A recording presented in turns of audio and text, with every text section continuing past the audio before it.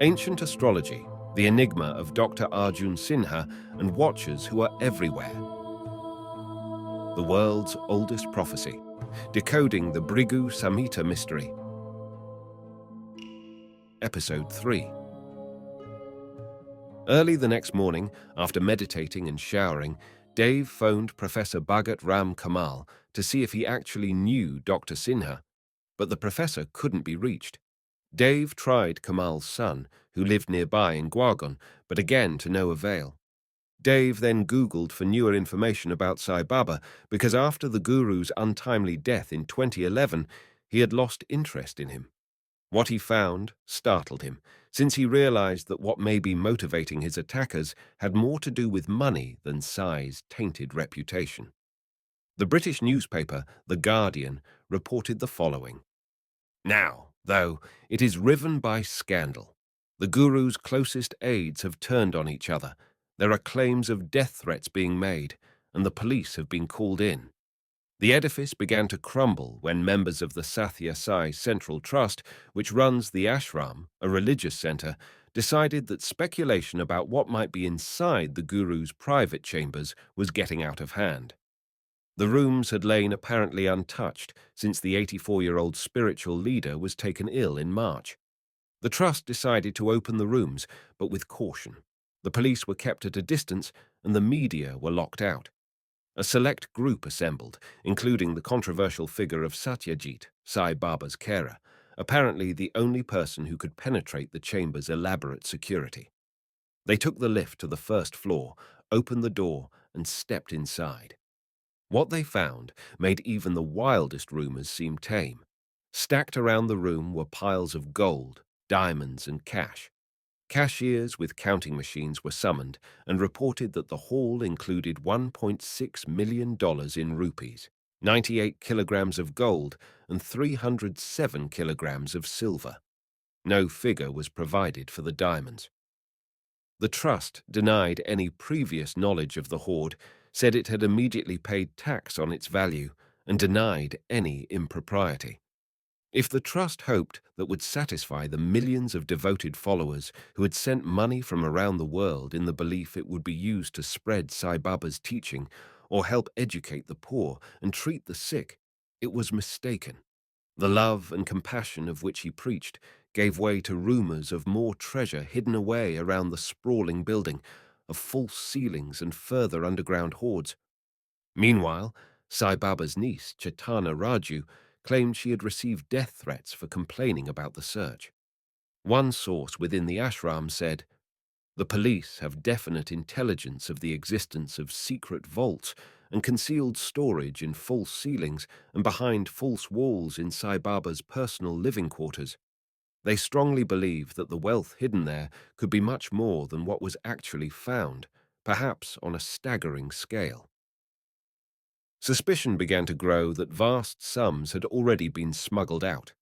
3 days later, police stopped a car carrying trust members near the border with a neighboring state and found the equivalent of £50,000 in cash inside. The trust first denied any connection with the money, then claimed it had been donated by devotees to pay for a memorial.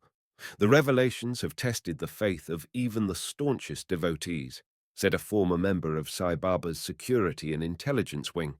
News is constantly trickling in from Puttaparthi that Sai Baba devotees have been shaken by the huge haul of wealth as well as big cash seizures in the following days, he said. Many Sai Baba devotees I know, real hardcore devotees that is, are not even attempting to defend or deny the gold, cash hauls, and are in a complete state of confusion. Sai's godlike status had taken a severe hit after his death, but the organization was trying its utmost to keep up appearances. Why wouldn't the assailants target someone else? There are so many critics of Sai now, Dave asked himself, though slightly out loud as if to objectify its importance. Yet answers to these and other queries had to wait as the Leela Palace chauffeur was waiting to take him to the Indira Gandhi airport so he could fly to Amritsar, the holiest of Sikh cities. Dave was thankful that his flight was a short one and scheduled to be only about an hour and 15 minutes if everything went smoothly. But it didn't go smoothly, as Dave realized he had not taken down his article on Sai Baba, and according to the attacker's timeline, he had only another 12 hours to do so. Dave wasn't quite sure what to do. The piece he had written had been recycled and republished on many websites throughout the world. What would qualify as taking down the internet essay? Moreover, Dave was not inclined to succumb to such a violent-laden demand. He had gone through similar threats before with MSIA back in 1983 and 1984, when the founder and former friend, John-Roger Hinkins, ransacked and robbed his home in Del Mar, California, attempting to stop his exposé of the nefarious leader. Dave held fast. As Dave was waiting in the surprisingly upscale airport terminal in Delhi, he received a video call from Professor Kamal. "Hi, Dave. This is Kamal. Where are you?" "So glad you called, Professor. I'm in the Delhi airport getting ready for my flight to Amritsar. I need to ask you an important question." "Yes, what is it?" "Do you know a Dr. Arjun Sinha?" A 20-second silence due to a bad WhatsApp connection made Dave slightly anxious. Finally, Professor Kamal answered. "Not that I can recall. Who is he?" "He claimed he knew you and that you asked him to personally welcome me to Delhi." "I am sorry. I have been bedridden for the past few days and haven't been in contact with anyone, except my son Kuldeep in Gurgaon. Did he reach out to you?" "No, I called him yesterday, but he wasn't in." "What is this all about, Dave?" "It is a long story, and I need to talk with you in more length about it when I get to my hotel in Amritsar. Can I call you then?" "Yes, most certainly."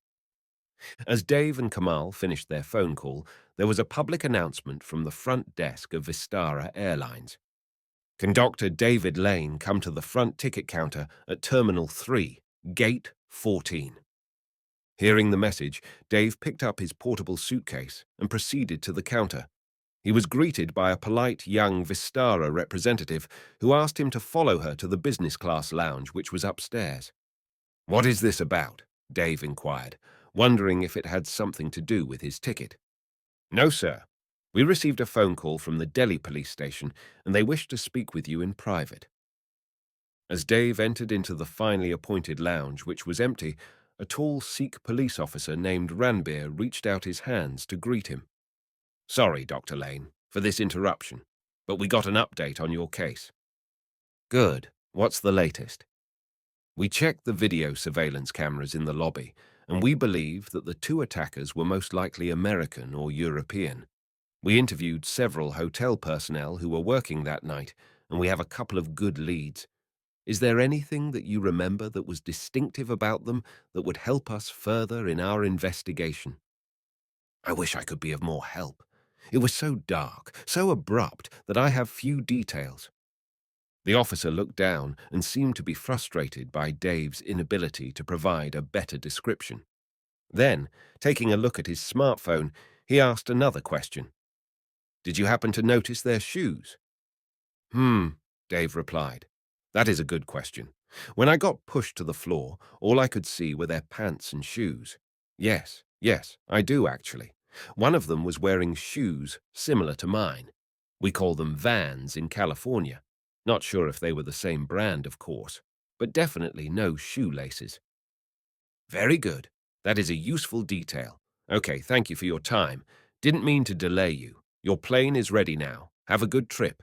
Contact us if you remember anything else." "Thanks. I appreciate you taking this so seriously." As Dave boarded his flight, he was startled to learn that his assailants might be American or European. He had wrongly assumed they were from South India, where Sai Baba had his central headquarters. After drinking a Coke and eating some pretzels, Dave tried to switch gears since he was looking forward being in Amritsar, since he had a deep love and fondness for the Golden Temple of the Sikhs, which he had first visited back in the summer of 1978. But he couldn't relax. He had to decide whether to delete his essay and how to do so or just wait it out. He was down to 11 hours. Taj Swarna Hotel, Amritsar, Punjab. In his previous trips to India, the hotels in Amritsar were pretty sketchy. Dave had stayed at a youth hostel back in the summer of 1978, which served as a haven to transport opium and hash from Afghanistan. He was glad that Amritsar had since become a tourist destination and that several fine hotels had been built, with the Taj Swarna being the crowning jewel. After checking in, Dave was upgraded to a beautiful suite since there were very few guests in the hotel at the time. Before meeting with Jasbir Singh to discuss the Bhrigu Samhita leaf, Dave went on the internet and decided to contact Integral World in Europe and have them delete his essay on Satya Sai Baba. Why not just take the thing down for a few days and get some of the heat off me? I can always upload it again, Dave thought to himself. Continuing in this stream of consciousness, he reasoned, this will show them that I took the threat seriously, and I gave in, even if the article is elsewhere. I can't delete everything. As Dave was thinking this over, he wondered if the webmaster would get his email in time before the deadline. The window would close in just over 10 hours. Jasbir Singh and Dave agreed to meet in the hotel lobby at 10 a.m. Hi, Dr. Lane. It is a pleasure to finally meet you. I have read many of your books and watched your films. I have exciting news. I thoroughly examined the parchment, and it must be the same one that you gave to my uncle. Jasbir Singh looked to be in his mid-50s, older looking than Dave had imagined. He was about 5'6", with a beautifully tied cream turban accentuated by a long grey beard turning white at the ends. He was wearing nicely pressed slacks and a designer shirt from, of all places, Tommy Bahamas, making Dave feel self-conscious in his beige shorts and his black, rough-water T-shirt that he had specially designed, so he could have 10 ready as to not think about his wardrobe. Dave towered over his new friend, but they had an instant rapport. The lobby at this time in the morning was filled with incoming arrivals and departures, so they decided to move to a quieter location near the back where the shops were. There was an empty conference room with a large rectangle table that allowed them some much-needed privacy. How can you be so certain? Dave asked, looking interrogatively at Jasbir. But Jasbir delayed answering and instead indulged in some pleasant small talk first.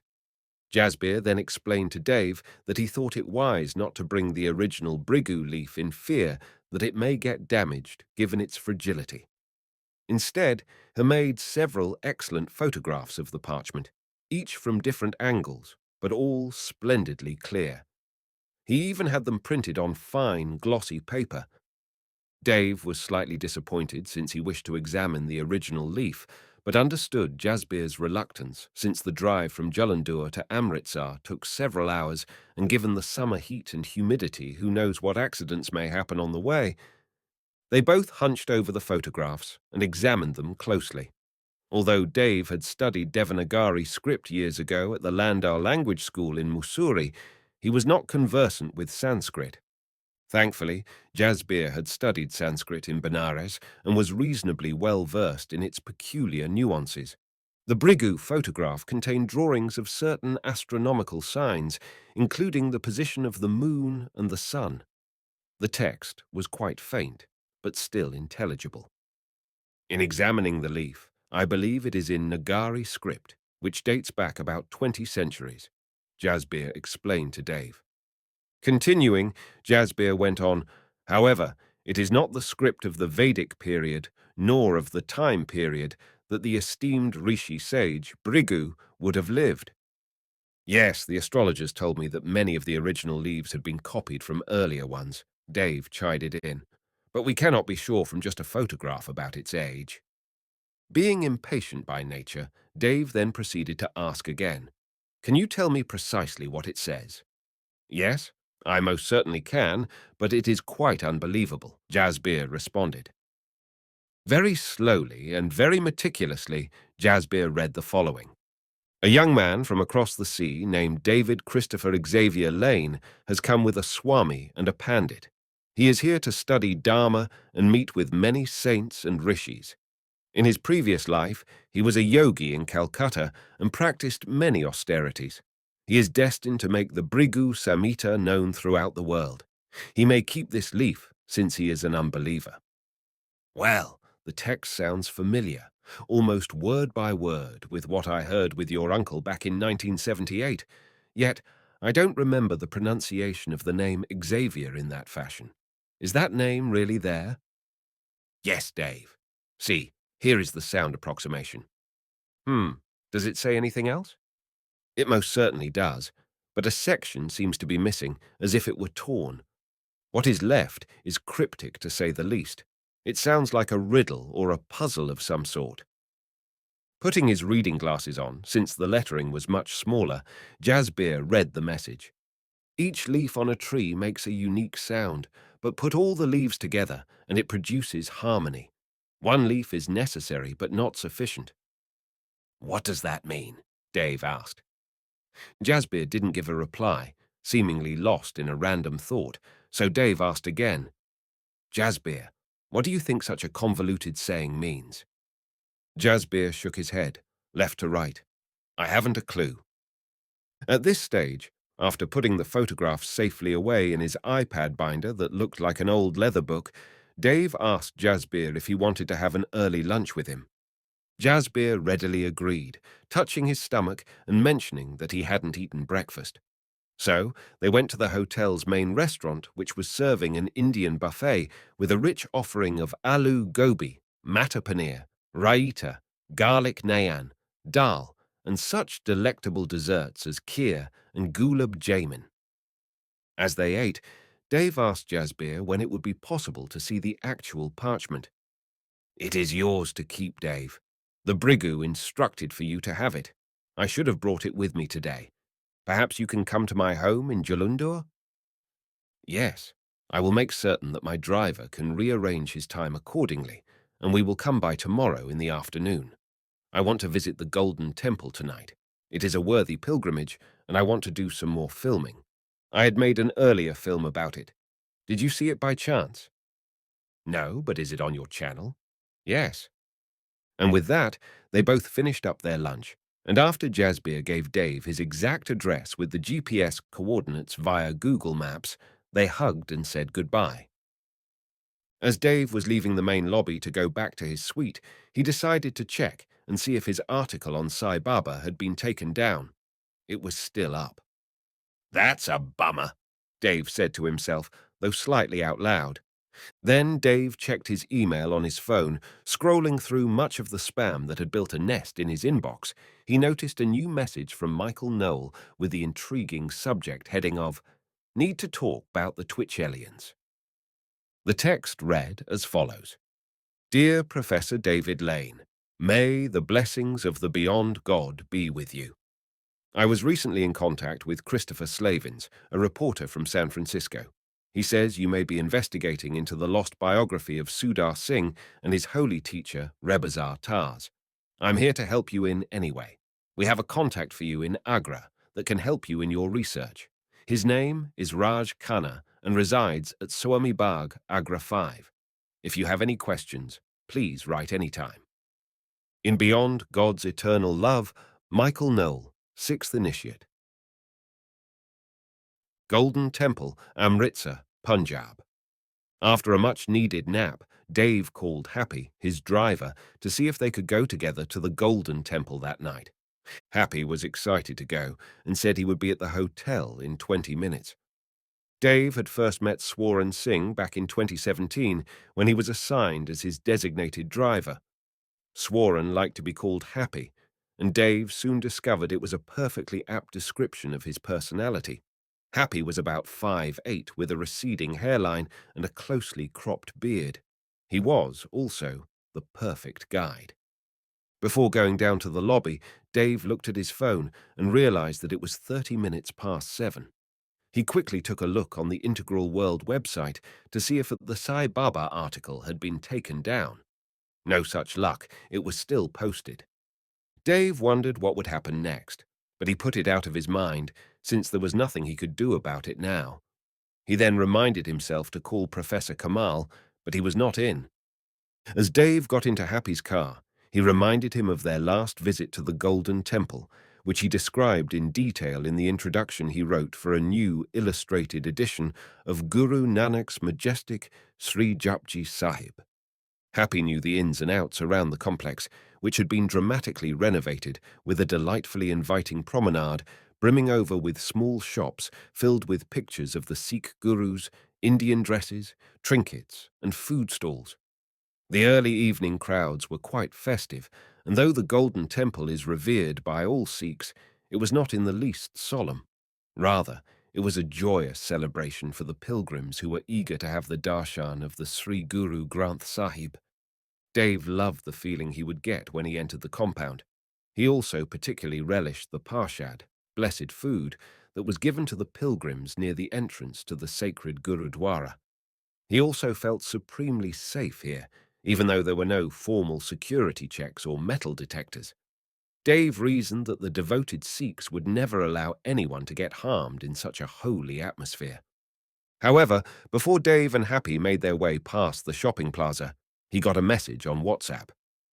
"We warned you, Dr. Lane. You didn't do as we requested, and now you must face the consequences." It was signed in all caps, "The Watchers who are everywhere." Dave wasn't quite sure what to do, and he didn't want to alarm Happy, so they proceeded with their circumambulation around the Gurdwara, soaking in the devotional thickness that permeated the surroundings. After spending a couple of hours at the Golden Temple and getting a spontaneous tour of the Langar, where one of the Sevadars showed them a German-engineered bread machine that could produce thousands of chapatis each hour, Dave and Happy drove back to the Taj Swarna. During the drive, Dave kept looking at how the latest threat was signed. Something was gnawing at his memory. "I have heard that phrase before, but where?" Dave deliberated to himself, but again slightly aloud. "It is too distinctive, too cultic, too American." Then it came to Dave in a flash. "What the—" "It is the same threat I got from JR back in the 1980s. Anxious now to get back to his suite, Dave started scrolling through Google on his phone to see if he could find a website that still had his article, The Criminal Activities of John-Roger Hinkins, online, since it contained copies of the threats he had received for exposing the founder of MSIA. But all he could find was a listing of the small booklet on Google Books without a preview. Dave wanted to confirm that his memory was indeed accurate, and not merely a fantastical delusion brought on by acute paranoia. After being dropped off at his hotel, it was around 9:30 at night. Dave rushed to the concierge to see if the business center was open, and so he could access one of their computers. Thankfully, it was, and he did a more extensive search for the piece he did on JR. He had to use the Internet Archive portal's Wayback application to retrieve old websites he had created when he was at the University of California, San Diego in the 1990s. Fortunately, he found the right site. He was wonderstruck when he found the threat. It was entitled Scumbags. Dave read it very closely, line by line, to see if there were any telltale clues. As he read through it, a chill ran up and down his spine. Scumbags. A friend from La Jolla gave me a copy of the article that David Lane is writing called The JR Controversy. All that junk you told him made me sick. All that junk you gave Lane to write down came out of your own filthy minds and mouths, and you know filthy mouths must be cleaned out, don't you? If I were any of you, I'd be very careful where I go and what I do and who I talk to. You wouldn't want anyone to get hurt now, would you? Don't you all have innocent friends visit you and live near you? I'd sign this, but you scumbags aren't worth much more of my effort. Just a bit more effort, and then it ends. It's going to be interesting to see how this information gets back to me. In days of old, the buried sick of bad news to King was done away with. I also have the evidence that David Christopher Lane is an informant for the FBI and is being financed by them to do his research. CC, the Watchers who are everywhere. There it was, the same threat worded exactly the same. What are the odds for that? Dave reasoned. Just coincidence? I think not. But why would there be a connection between John-Roger Hinkins and Sai Baba?